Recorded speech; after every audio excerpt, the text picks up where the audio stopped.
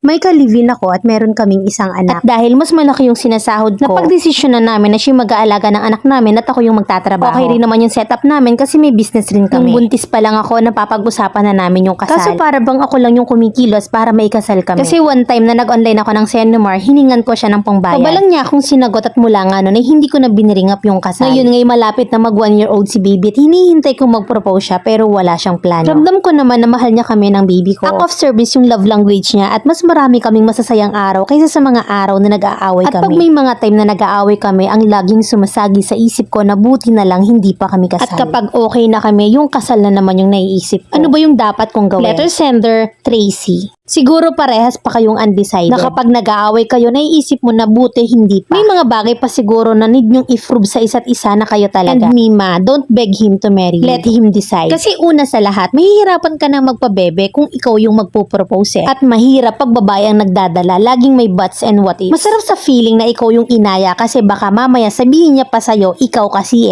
edi ang pogi, di ka? Focus ka na lang muna sa masayang araw niyo together. Until dumating yung time na magkusa siya. Kasi ang sarap sa feeling na ikaw yung tinanong at ikaw yung nag-yes. It's a sign na lalong mamahalin niya kayo ng anak nyo and 100% na ready siya through ups and down kasama ka. And for addition, huwag munang dagdagan ng anak para mag-level up kayo. Kasi pag nadagdagan yan, lalabo yung pangarap na kasal mo.